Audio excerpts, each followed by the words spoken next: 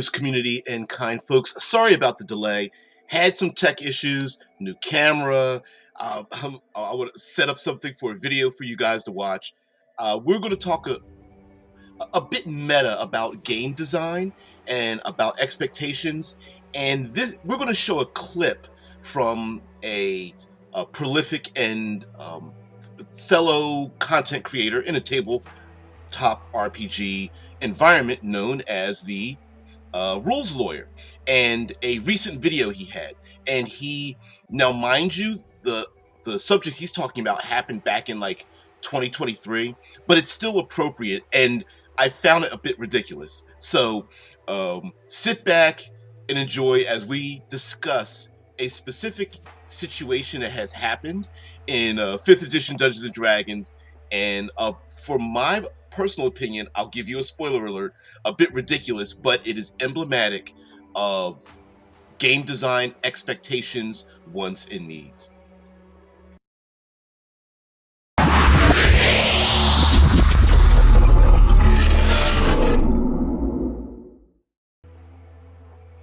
So, hello everyone. We're going to share a video out here from the Rules Lawyer. Yes, the information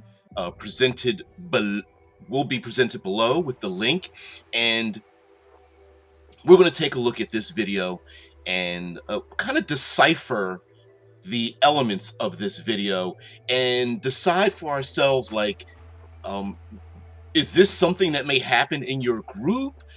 How would you handle it? Is this a realistic expectation? So let's decipher the situation as presented first, as it was posted, and have a little bit of a short and somewhat ridiculous conversation about this D&D campaign, and posted the following on this Facebook group.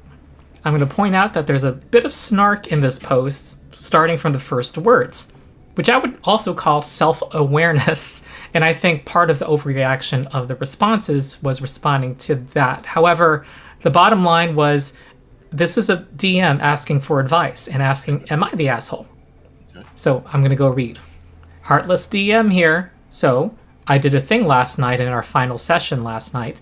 Our level 13 wizard, along with a level 13 fighter and barbarian, took on a lich at the top of its tower. Now, I'm going to point out that this is a level 13 party, and a lich is a challenge rating 21 creature.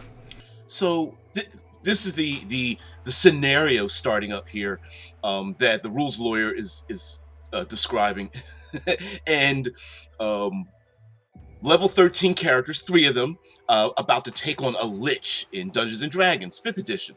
And we know for a fact that the levels of power in current 5th edition Dungeons and Dragons modern fantasy D20 far weighs in favor of the player character's success. That 13th level characters against similarly numbered rated creatures or monsters or encounters or whatever allows players to step all over. But watch what happens in this situation. Yeah. Oh, that's all right. It's the situation that's more important. Whether you like that. Okay, I'll keep reading. Wizard comes out hot and does 60 plus damage to the lich in the first round. I don't know why, but this rubbed me wrong that he was so powerful. So I asked how many hit points the wizard had. Only 76. So of course the next turn the lich used power word kill instantly, killing our OP wizard. The look on his face was priceless. Though I do feel kind of bad about it, he was way too cocky coming into the encounter. Needless to say, my chalice overflows with my player's tears this morning. Was I too harsh? Now, what does Power Word Kill do? It is the 9th level spell that the Lich has, and if a target has 100 hit points or fewer, the target dies. No saving throw. So when I read this post and saw their question, was I too harsh? My response was no, you weren't too harsh. And you know why? Because it was a fucking Lich. Okay, so the truth says, I'm here for Obsidian Star. And we're going to talk about, this is about, thank you there, Drew. It's like, who cares about D&D? This is we're going to break down a situation that happened, and This has to do with expectations and uh, player characters. This person put up a post or something expecting some kind of feedback, and players go into a situation. One of the players begins and almost kills the big bad, and then the big bad uses one of their most powerful instant "you can't stop this thing" to kill one of the player characters. And yeah, Desert Angel shadows. 13th level characters are way overpowering to the challenge rated characters. Yeah, yeah, and kills insta kills one of the players because it's with a lich. But listen to the outcome of this, and this talks about expectations for various role playing games, mostly in the indie, smaller press games that are like hyper specific on what the expectations are. They pretty much lay this out. But in a lot of modern, larger games, I wonder if the desire that players have and the expectation of them encountering it are two separate things. So let's continue for the responses to this event. Liches are not only harsh, but they're evil, and they want to kill. Now, I would say it was bad form for a DM to ask for the player's hit points right before doing it. It should be based on the Lich's in-game knowledge. And power word kill, I ran the math, is gonna kill the majority of high-level wizards in D&D. So it was a sound move. And also, it was the wizard who just had taken away half of the Lich's health and likely was the most important threat on the other side, the other players being a barbarian and fighter. And sorry, casters are more dangerous than marshals at these levels. So the Lich was being perfectly reasonable, going for the wizard and trying to kill the wizard. Right. If this were in a court of law, I would argue that this was an act of self-defense.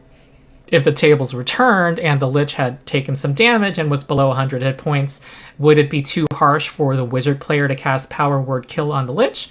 Absolutely not. And we would, of course, agree with that.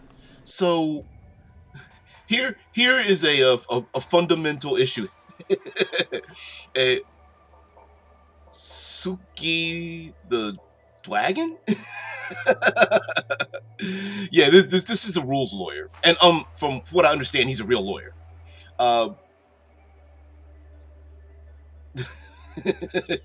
I'm not sure what kind of law he practices, but uh, here's a very strange expectation, and then a um a breaking of the expectation. Okay, so follow me down this little rabbit hole. When players come up with or establish themselves in a game, whether it is through their attributes, we fill out the mechanics of the game, right? Hey, I'm picking spells, I'm picking equipment, I'm picking skills for my character and what I can do. And then those same capabilities are available to every other outside entity within your game world. Meaning, if players, we're talking about science fiction because Obsidian Star is a science fiction game. If players are able to pick up I don't know, laser cannon, shouldn't that be available to the NPCs in this world? If players are able to cast certain spells, aren't they available to the NPCs in the world? And this brings up an issue, and he goes on a little bit further in this, where he brings up an issue of um, and I don't believe he delved deep enough into this, that are games allowing players to have access to things that they are not expected to confront within the game system. Some games explicitly say these are capabilities specific for your heroes. They are unique, special, they have access to, and then it lists things mechanically, what they have access to. Um, Going further into the nature, the flavor of the world, they may also say something like the players might be gifted, touched, blessed, granted some abilities that they know they won't encounter or won't encounter commonly amongst other things in the world. Dungeons and Dragons doesn't have that distinction. So players can pick character class abilities, but magic wise, it's open to anything out there. But has it really set the expectation that that's the case? And even if it wasn't the case, we often hear in the tabletop community that we want death on the table. By the way, Obsidian Star is going to have lots of death, and I'm actually going to state that up front. Expect your player character to die. Expect them to die. But do we say this out loud, but do we really mean it? Is this the thing that we really want when we go, there should be a threat of death? But when it happens, is this table flipping, fold arm pout moment? Is this like emotional breakdown moment in a game where the moment you start to drop and roll the dice? Or is there a subconscious thing that maybe these players and game masters shouldn't be playing the game that they're playing in the first place? Maybe they should be playing a game that has that they are in essence fooling themselves that they want to play a game of death, but really they don't want their character to die. What they want is modulated, dramatic ups and downs that tells more of a cinematic story where death really isn't on the table. It's just the illusion of such a thing. And it's pretty weird. We'll get into even further this, and then we'll get away from this and talk about game design, and I'll talk about Obsidian Star and expectations and stuff like that. Yeah, it is pretty passive. Yeah. Let's not pick on other content creators, man. Let's not do that. Sorry, going over to some of your comments here. Suki says, I feel partially talking about availability of items to non-player characters. Keep in mind that stuff like that still has a rarity in the world. The players might have super rare things, which I do agree. Although you could make the case that the rare adversary, like a liches, demons, dragons, fall into the category within this world of also having access to rare things, but it's never really been explicitly stated. It's difficult to say that. Suki goes on to say, just because your wizard has power word kill doesn't mean literally every NPC needs to have it as well. But remember, we're not talking about every NPC. We're talking about a specific in-world type of enemy that is known for having the rarest of rarities and pursues those things, right? So I don't know. Yeah, or if they have some super rare magic on it. So I think you're going to fall into this other thing. Obsidian is like future Cthulhu. Prove me wrong. It sure, yeah, it is. It is. Suki says, I feel partially this kind of stuff is also session zero material. You should understand what players want out of your game. And I hear often that people want death and destruction. They want to be threatened, but when it really happens, I don't know. So let's hear what some of the responses were for this. However, the comments to this post were overwhelmingly negative, and there were 1,500 comments in the first hour. I immediately wanted to rant about this post, and so I took a screenshot of these comments. It was my only screenshot, however, because when I tried to reply to the post in support of the OP's decision, I discovered that the OP had taken down their post. The overwhelmingly negative response, and I would argue bullying from the commenters, made them want to withdraw their post, which I can completely understand. So this is just a small sampling of the comments, but I think they're telling of the overall messages that he received. Here's the first one. So the wizard did wizard things and you simply didn't like it and purposefully killed him off? Yeah, petty as fuck. Would never return to that table again personally. And purposely killing off a player, I don't see the controversy there. Yes, the Lich is trying to defend itself. All right, okay. Next comment. I feel like that was an ego-driven decision. Just because a player is powerful doesn't mean you need to force the BBEG, big bad evil guy, to smite them on your behalf due to your personal feelings outside of the game world. But that's just me. I feel like decisions like that should be reserved for murder hobos. So is it possible that this was, mind you, this could have been a social intricacy? Was the dungeon master speaking in character, like instead of like, hey, how many hit points do you have? That sucks for my bad guy. I'm going to kill your player.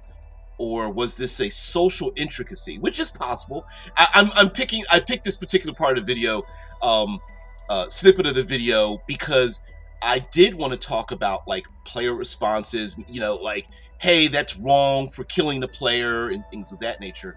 And even in the session 0, um, knowing up front, and this is strange to have to say this in a game that says it, that your player is going to confront evils and be put at risk of death.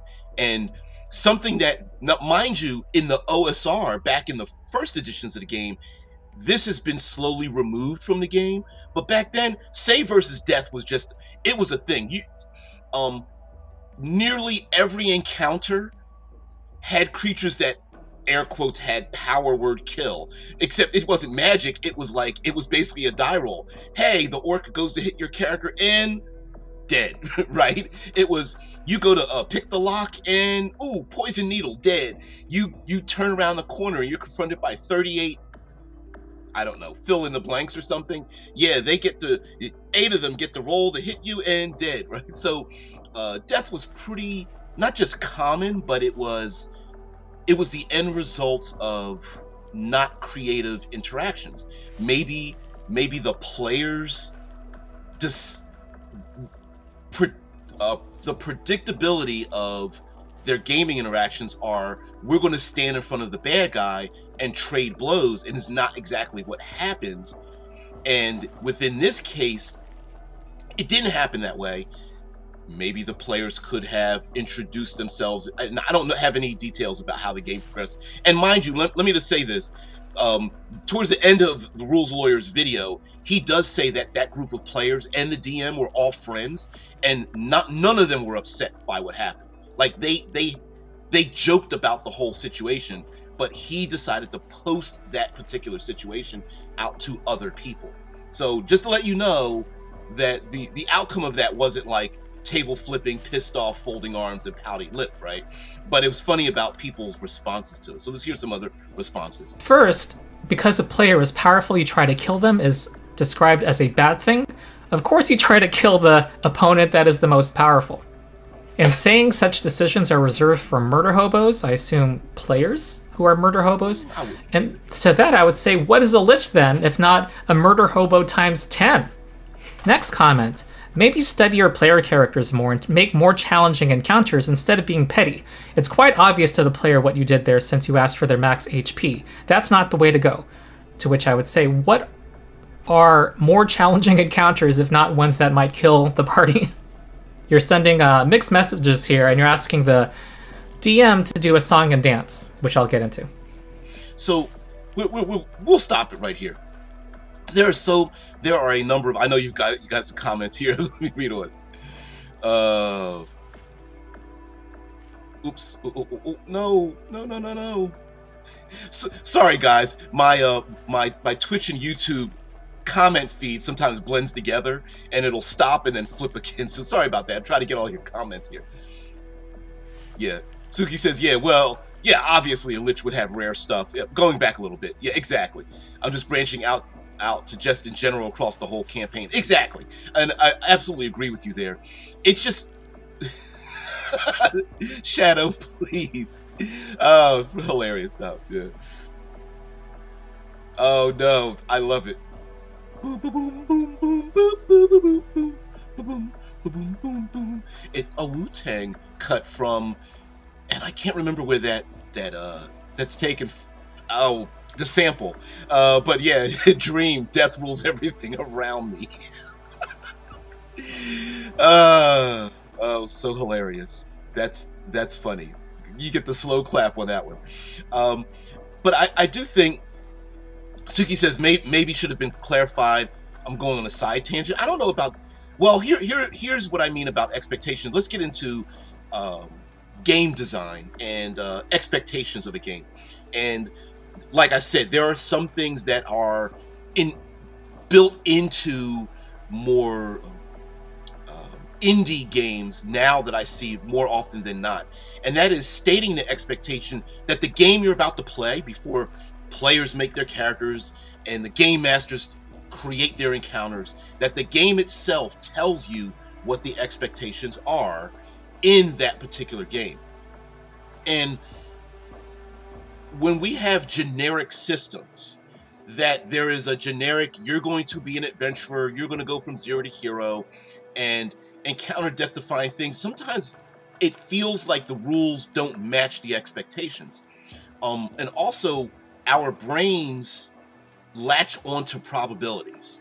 So an example would be that we've heard in gambling, you go to a casino and there's a term that the house always wins, meaning that no matter what you do in a casino, in a gambling den, that the odds are always against you. There are very rarely do you have a propensity for success when you go to gamble.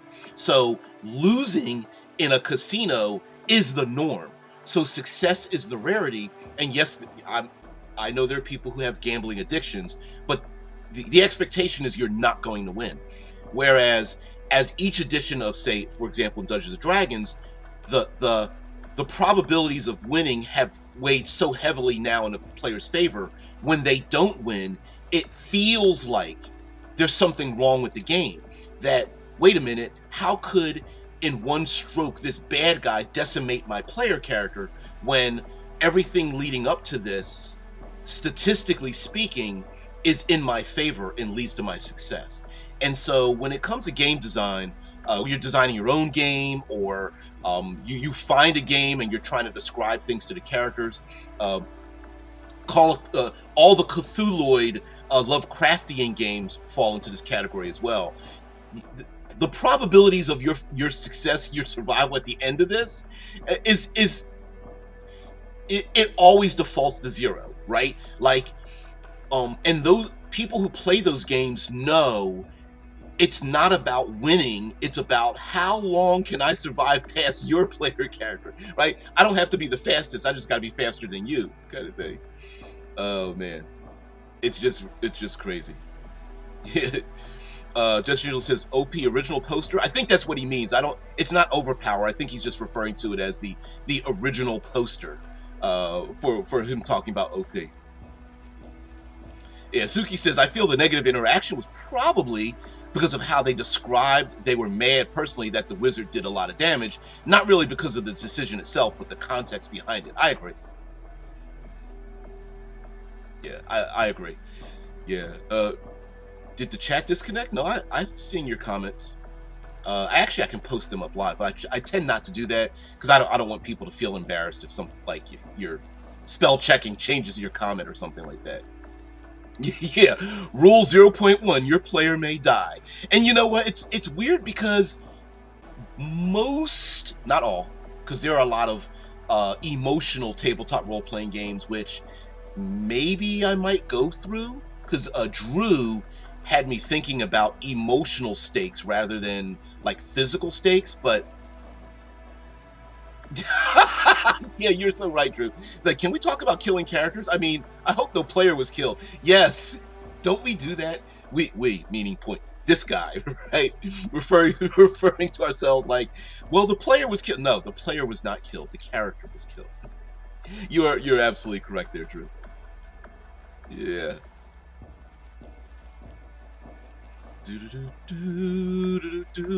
I'm seeing your you may not be seeing the comments, but I'm seeing your comments. Suki says, hey, chat might have disconnected you. I see that. Oh, too fast. You guys are so silly. Oh,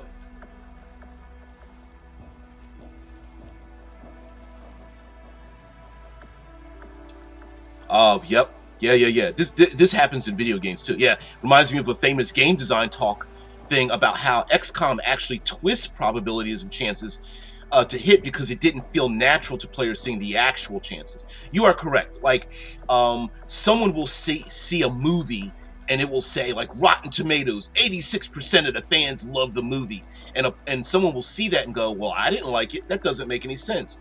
And it's like, well, yeah, you were a member of the 14% that didn't like it, right? It can still be true that 86% of if everyone else liked it or respondents liked it, and you still hate that thing. And so our brains sometimes take probabilities and really when it's greater than like 50%, we think it's 100%, and then when it's less than 50%, we think of it as zeros.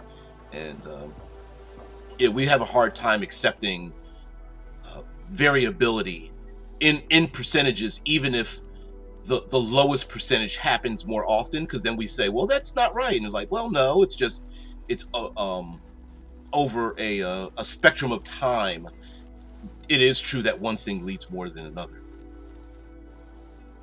Drew, you're so right. Yeah. Talk. There is a reason why people talk about modern D&D as a superhero game, and yes, there are superhero games where death is off the table, and success it is a foregone conclusion. And it's not that success, um, it's not that it's easy. It's just like Powered by the Apocalypse. It, your success is a prediction, right? You will succeed. But how many trials and tribulations will you go through to achieve it? How many obstacles are you going to have to navigate through to get to the end? And that's very much like, I'm a big fan of really well developed, well directed action movies. But let's be honest, right? We know the hero's going to win at the end. It's just, how do they do it? What kind of obstacles do they encounter on their way? So yeah, watching a Spider-Man movie, I don't expect Spider-Man Peter Parker to die. It's, what are the consequences of winning? What obstacles are there? And that usually it's the journey, not the end. That is the thing. Yeah. Yeah, Shai says that, that's also very important too. Did the character die in an entertaining manner at least? How do you die from power word kill anyway? Just drop dead, or do you explode or anything fun like that? I think you just drop dead. I think it's one of those spells. Yeah, Drew says, anyway, I run mostly horror games, and thus the player better expect their character can die. Yeah, yeah. And mind you, this isn't just about death. I'm catching up to the comments here. This isn't just about death. But it is pretty amazing there. Suki's, oh yeah, got a gig, gotta go. No problem. Thank you very much for stopping by the way, if you're still here. Yeah, I don't mind that. Yeah, Drew says, I hate that people think D&D is all about superheroes. It's a shame because, like, yeah, if death or failure is off the table, what is the purpose of trying? And this is my point. Sorry, if this, it's a weird, do I want to know or not want to know how the sausage is made, right? Because in the expectation of you're so funny. In the expectation of playing in many of these games, like, is this a theatrical moment, right? I feel like I want to have death on the table, but I really don't. And if you say that out loud, hey, let's play a fantasy action, um uh, illusion of threat, but we really don't want our characters to die, most people will say, well, most people will say that they don't agree with that, right? That their one part of the instinct is, no, I really want the idea that my character could die, but what they're really saying is they want to choose the manner in which their character passes away, rather than a random die roll or random element in the game that allows the players to, in many ways, take advantage of a thing. If a player had the spell power word kill, they get to use it freely, whereas an NPC using the same thing against them sounds like it's unfair, right? Yeah, do or do not, don't try. Yeah. Oh man, you're so right. You're so right. And like I said, I would, if the expectations are on the table and I agree to those expectations, I don't have a problem with it. But I think part of it is there's a little bit of a subconscious thing going on here. Sometimes we collectively in the community, the TTRPG community, say we accept a thing, but we really don't. You know, we say out front we want this to be death defying and lethal, but what we really want is maybe something more literary, meaning that we're telling a story with specific peaks and dips in action, which don't always happen when you have randomizer, when you have uh when you have random dice or rolling about like ASMR, right? Um or when you have chaos thrown into a situation when you have other players making decisions that affect the table that wouldn't necessarily happen if a writer or director or television showrunner wrote down such a thing. um Death Angel Shadow says if there are no consequences for failure, there is no reward for success. Ooh, ooh, preach. Damn. T-shirt level. Yeah. Right. um and it seems like, and mind you, this video goes on for quite a bit. Um, and oops, I didn't mean to do that. I meant to shrink up down here. And it goes on because he talks about the comments about how like, well, there should have been some modulated ability for the players to overcome the thing, and the dungeon master, like he actually mentions, the rules lawyer mentions like it sounded from the comments that they want the dungeon master to dance to, like, it's a Voltron. Maybe the Lich shouldn't pull out their biggest baddest weapon first, and they need to modulate how the story goes. And so I feel like it's better despite the breaking of immersion, because it really is a breaking of immersion if we say, guess what, your character can't die. I understand that on surface level, we pretend like we're playing a death defying game, but your character cannot die. And death doesn't, we think in the tabletop experience that death is the only outcome or consequence of failure. And that's not always the case. You guys know death in tabletop role playing games only means that you can't play your character any longer. Not being able to play your character any longer and death don't equate to each other. One is part of the other, but they don't go back and forth. A retired character, um, imprisoned character, exiled character, um, mind wiped character, character under complete control by another entity, um, etc., imprisoned, sent away to the farthest reaches of the universe. There are many ways your character can't be played any longer without dying. And yet, many of those choices, we see this in television and movies, where one of our favorite characters is removed from our favorite IP to one season, 3 seasons, 15 years later, return. In which case, man, there's an option to return your character if we really want to, but not necessarily, right? And so, yeah, yeah, there is no reward for success in this trivial existence. You're so wrong. Yeah, I don't know. I mean, yeah. Shadow says, I want my stories to be randomized by the players, and their choices should determine possibilities of success. And this is something very, very much embraced by the OSR, that we are not going into it to tell a story.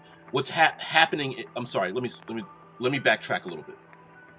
Um, some people see go into a tabletop role playing game with the literary progression first, meaning like rising literary, meaning act one, rising action, introduction of the Minotaur, apotheosis of the hero's journey kind of thing, and also the heroine's labyrinth. But some people go into a tabletop role-playing game expecting that to happen first as they interact, whereas us old school grognards are like, no, we're going to throw all that out the window.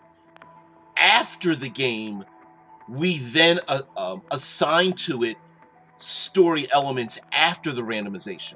So it's not that we're expecting this to be a story up front. What happens is the story happens after the thing, and we joke and have fun and remember where you rolled that die and it was just on the cusp when we could have won, but instead it was a failure and the bad guy took advantage of it and blah blah blah. And then so those random acts, we attribute to it storytelling elements at the end of it. Some people go into the beginning, some at the end, and some games are designed in a way without explaining to the people in it that no, we're going to add a propensity for success in this game. It's going to feel threatening, but it's really just an illusion.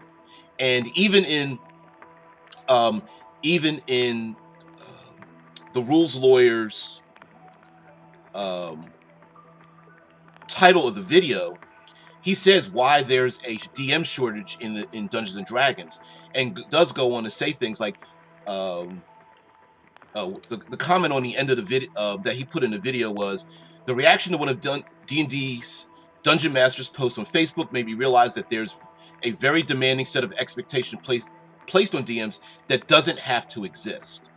And even his own video got something like 1,200 comments or something.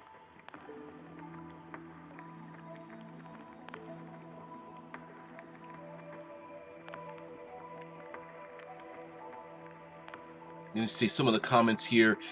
Getting rid of the DM is such a bad business call. DMs are the majority of the paying customer base, not players.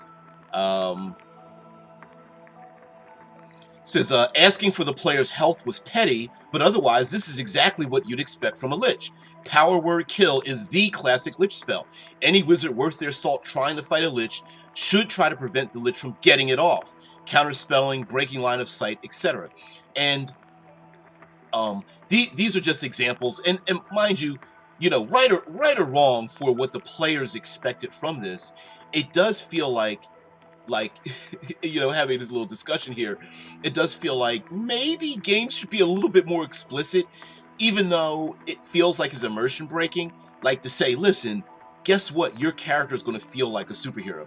And I get Dungeons and Dragons and being rubbed the wrong way, that it shouldn't feel like being superheroes, or they don't feel that their game is that way. Maybe that's more because of the people you play with. Maybe they're just a higher caliber of players. I like, for example, I don't need rewards to play my character in a non-optimal way. Some people get really offended by that if I'm at a table and I play my and I don't and I specifically choose not to play optimally because I feel that my character's arc or emotions or their experiences would lend them to perform one action and not another.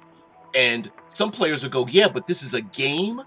It's not about your feelings, it's about winning, right? It's about you're not playing the game if you're not optimally playing the thing. And so how do we reconcile that? And I think games should specify, like, hey, listen, this game is about maximizing your uh, your success. Please do that. Say that out loud. And I don't have a problem with the game saying it out loud, but it's really weird how we as consumers will say we want one thing, and then when we get it, it's just like, yeah. you know.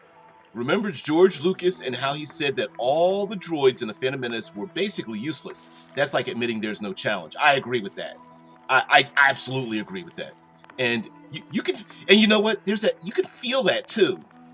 When the stormtroopers always missing in Star Wars always bothered me, because I was like, they're not really a threat. You know what I mean? I mean, I get it. I had fun, but looking back at it, I go like, wow, this isn't. The banter is more fun than the threat of failing, right? Yeah. Drew says, I would say even in a narrative heavy game, the story happens in retrospective. I agree with you there, Drew. I don't disagree with that fact. I'm just saying that well, I don't think the game itself specifically, although I am a bit of a grognard, and oldie but goodie, aging like wine. But I will say that there are some individuals that will go into a game with, is it is it my literary experiences, my movie, television experiences happening in my brain first before interacting, or does it happen, or do I apply that framework afterwards? So yeah, and I think we do it unconsciously as well. Yeah, TTRPG should not be a rehash of existing plays. It should be players dealing with random events that might happen. See, exactly that. And I listen. I am not saying that's wrong for you. I'm saying there's some people who, we have chaos in our own lives, and the structure of storytelling gives us a framework to make sense of the chaos when our real world has a lot of chaos in it. Yeah. Yeah, so I have a former player and DM of mine that asked what kind of D&D game I like to play, but I've kind of moved on to CNC and Shadow Dark. How do I express that to him? Yeah, you know what? And that's, in a roundabout way, I kind of think that's what this channel is about. Sometimes we just need it. I'm not saying you should correct the way you play. I think sometimes we just need a commonality, a language to explain the thing that we want, and just basically know ourselves and know the desire of the thing that we want. I personally I have zero problem sacrificing my character. And I remember, yeah, we were playing Eclipse Phase, which is a Lovecraftian horror science fiction game, post-humanism.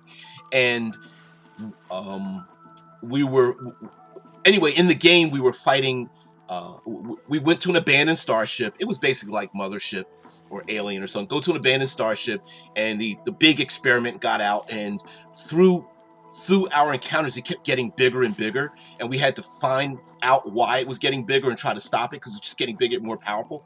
And I was the engineer character, and I remember we were like running away from it in like the cargo hold or something, and I I had to stop the guy running the game and was like, "Hey, listen, I'm about to do something.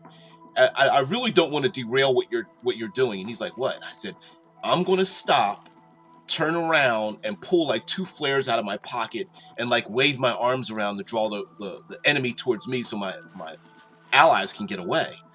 And at first he was just like, "Well," and basically doing a mental calculation like, "That's not in the game." But he realized what I was doing and was like, "Yeah." And we kind of sat in the moment, because we didn't even roll any dice. It was at that point, it was just like, I was like, "Look, dude, I'm just going to sacrifice my character. I can't get there in enough time. I don't have combat skills.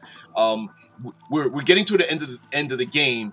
I mean, this is a horror game, right?" So I was like, somebody's got to die. Like, it's kind of about that point. We don't even need to roll the dice at this point. I'll just sacrifice my character. And yeah, it is very much like that. And he kind of balked at it a little bit, like, "Wait a minute, what?"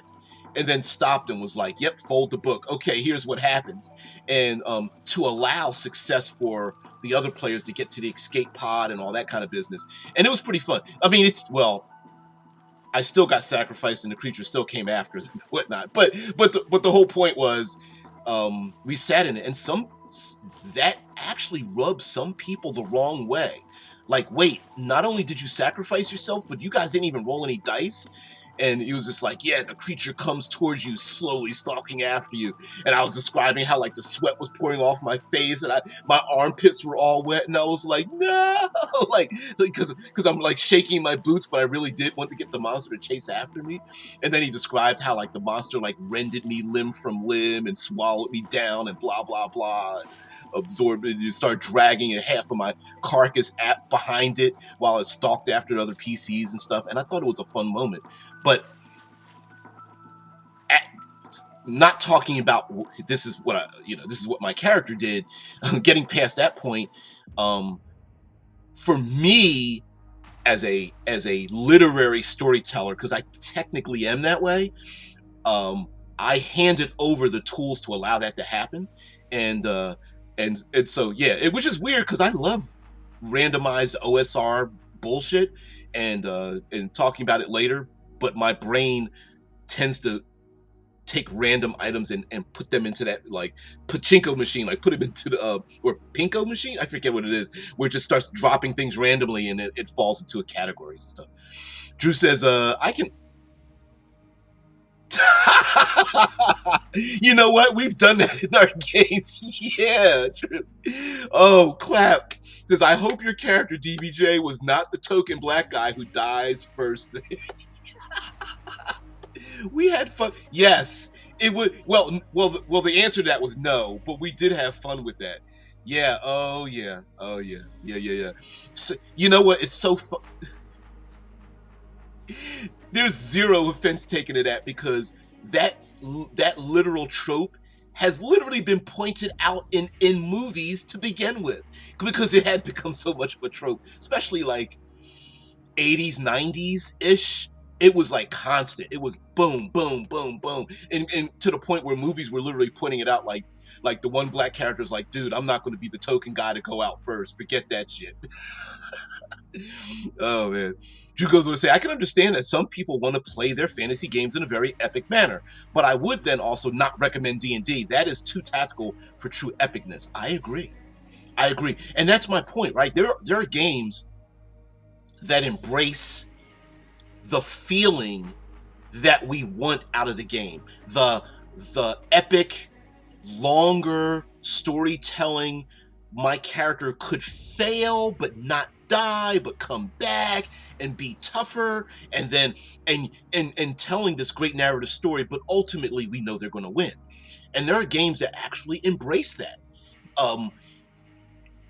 But when you tell someone you really don't want your character to die, do you? Right? And to have that person agree to it is a difficult thing that I think sometimes we just need to have the language. Just admit it. Don't fight the feeling. Just admit it. But I think some people just want that. Drew says the Andor TV show made the Empire feel threatening. How the hell in the Andor TV show did they make one single TIE fighter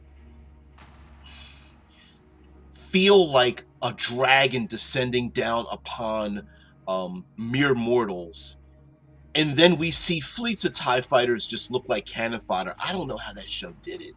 It was what directorial and writing brilliance Andor was. Man, I wish I had a.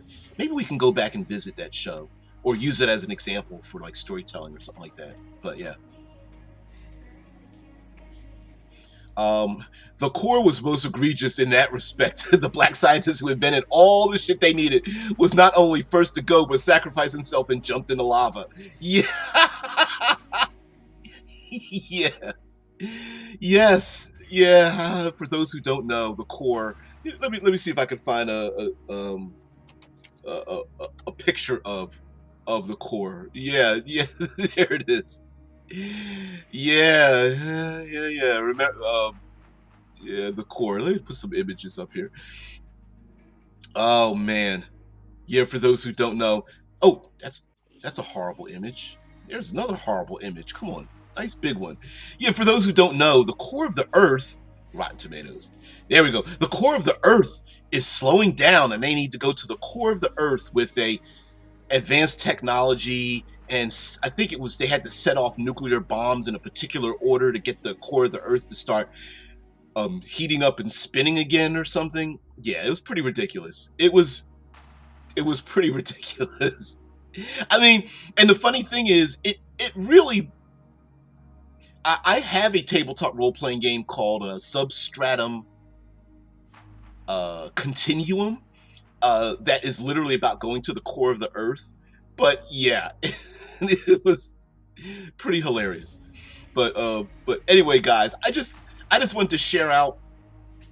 I just wanted to share out this video from the Rules Lawyer and just talk about like the you know how so many people hated the fact that within the concept of the game, something happened that the rules basically tell you that this is the kind of thing that would and probably should happen, but rubbed people the wrong way. Was it because of the social interaction? Was it the dungeon master not role playing the monster? Was it the players not understanding the threat of the thing that was in front of them and thinking, was it the expectation that it doesn't matter, we should just be able to stand in front of the monster with no preparation, no prior knowledge, and just go toe to toe? Was this encounter supposed to feel like it was like a game of attrition, and that insta death from either side of the table is a thing that we don't want in our games, and that maybe what we're looking for is modulation of attrition and success and failure? And being exposed to so many new games. Hey, what's going on there, Flynn? Being exposed to so many, and I feel like many more role players are being exposed to games. And listen, we talked about this in these giant Kickstarters that have happened. Draw Steel / the MCDM tabletop role-playing game. The Cosmere universe from Brandon Sanderson, Critical Role, where they're embracing the idea that you as a player are going to be an active participant in placing obstacles, problems, situations, conundrums, hazards in front of your character to then have to navigate around those things. And maybe these kind of games, maybe initially they started rubbing people the wrong way, or maybe we were just taught the wrong thing. But yeah, he says, Shadow says, I really liked Andor, and I'm sad that they couldn't maintain that level with other tech. Yeah, I agree with you. It's getting very highly skilled storytellers to take an intellectual property. Says, you keep things going for all of us. Keep true to your core. Don't fall to the norm. Just be honest and true, and we'll keep following you. Well, thank you very much. Well, you know what? It's not really even that, too, right? Like, I accept. Yeah, I have far more respect for people that navigate around things. Yeah, and not even that. Sometimes it's just I want to know where you're coming from. Not you specifically, but like, we as a people, like, where are you coming from? What are you thinking about? It's common sense is both not common, and it really doesn't make any sense, right? It's very difficult. It's far more difficult than people think to place themselves in someone else's shoes, and also to think deeply about our wants and desires and needs, and using role-playing games as a way to navigate through that, I think, is a very good tool that maybe is underutilized, despite the fact that role-playing is used in military, it's used in psychological and sociological predictions and trauma and teaching and things like that. Yeah, keep true to the core. Be the token black who jumps in the lava. Yeah. Yeah.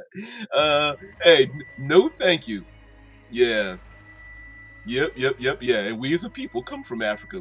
When you tell people, and even that little, I know that's not tabletop role playing, but sometimes people just don't accept a thing. Like, it's like telling the vast majority of those of us that live here in the States, when you tell people that you came from someplace else, only indigenous peoples lived here, everybody else is a visitor. Everybody else is an immigrant in one way, shape, or form from somewhere else. Yeah, your ancestors weren't born here. They came from somewhere else if you go back far enough. And when you tell people that, some people get really offended by it. Like, oh, I'm American. And I'm like, yeah, yes. But when you start, it's one of those things, when you tell people the real thing and to really accept the truth of a thing, it's funny. It's so many other things. Like when you tell people, like, nearly every society in every culture in this world at some period of time was the bad guy. You engaged in all the debauchery and the decadence and the sadism and all the things we're not supposed to talk, because I can't repeat many of them.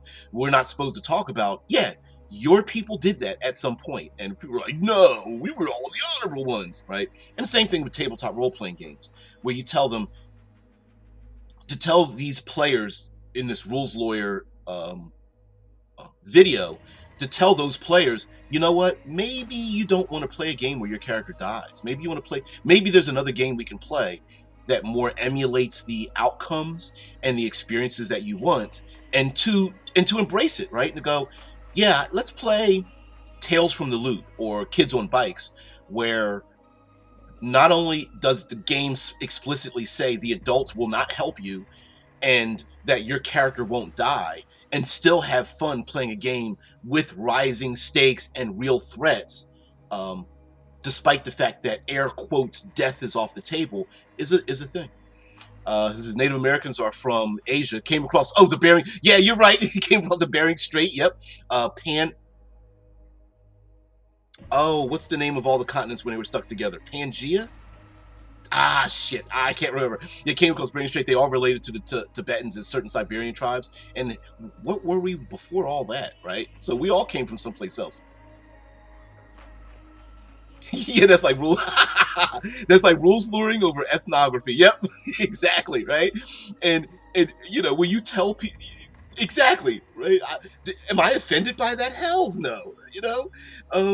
So it's just funny when you find out how the sausage is made. And that's why I use that metaphor of how the sausage is made. Some people just don't want to know what's in it, and then they have a problem with the. Well, I was going to say something dirty. Woo! I was about to go down the dirty path about sausage and tastes and mouths and always at the end of the stream. So anyway, guys, thank you very much for being part of the show. Thank you very much for letting me do this video. I'm going to play this out, play just one more part of this video just out on the end here. Take you out, maybe if this is the way you think of it, maybe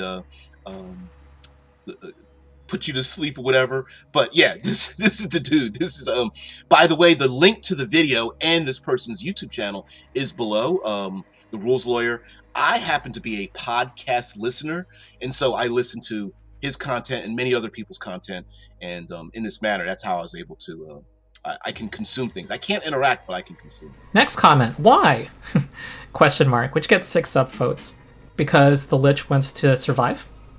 Next comment, power word kill is reserved for a desperate attempt of the BBEG if they are out of legendary resistances and defensive capabilities, that if they are going to die, then they are taking at least one person with them.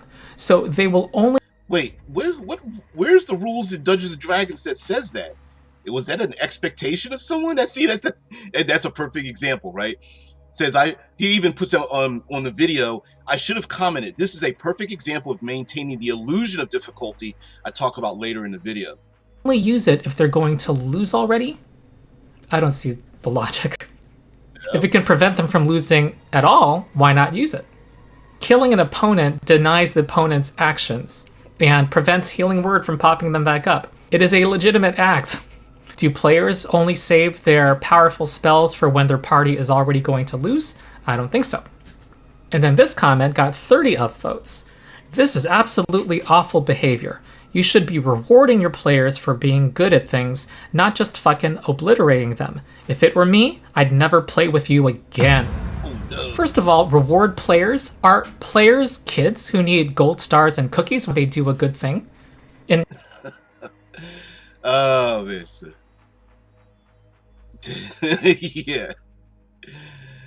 He's extremely D&D focused. I've stayed away from all the D&D I've stayed away from the 2024 stuff. I'm just like, I really don't care.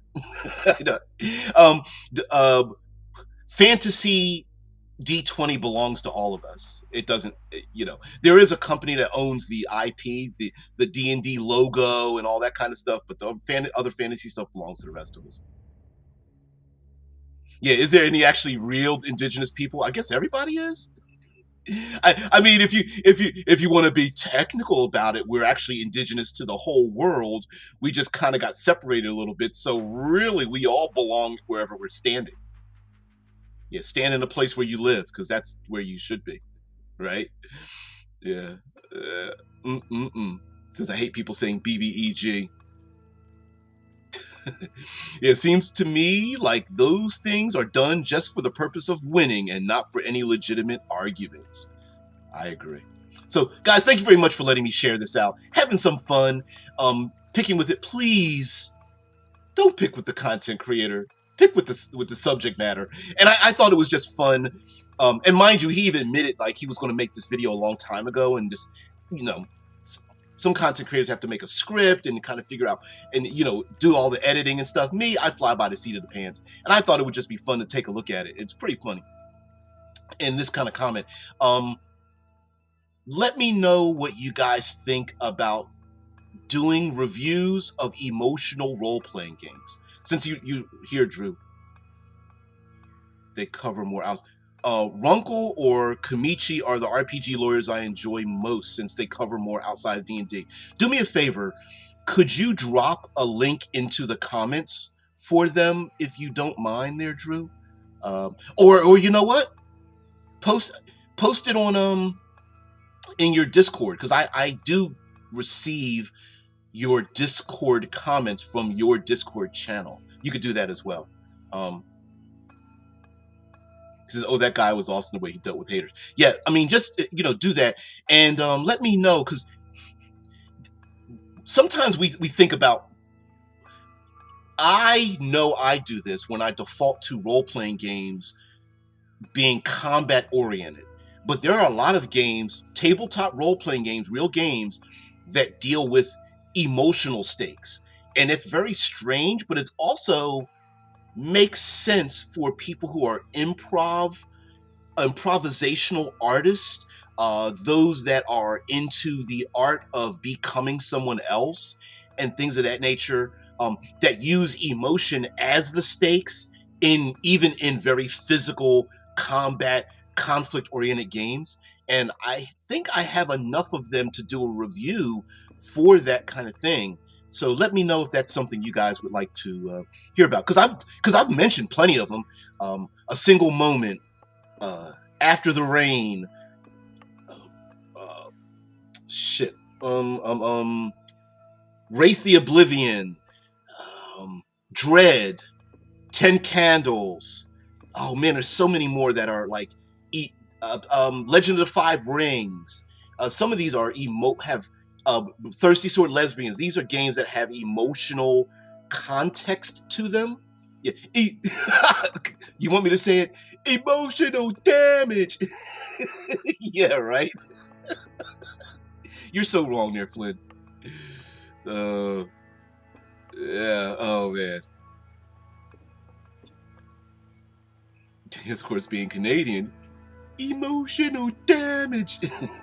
That I think that we should take ourselves out with that one. So, guys, thank you very much for being part of the show. We'll talk about it next week and some other philosophies or things like that.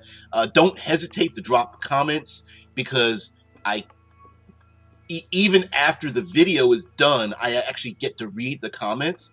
So even checking us out. So anyway, have a great weekend. You guys have a good one. I'll see you later next week, 6 a.m. Eastern Standard Time, here on RPG with DBJ. Thank you very much, and look for the call to action. Please tell me somebody to put the link in. You guys are so it's so funny. Emotional damage.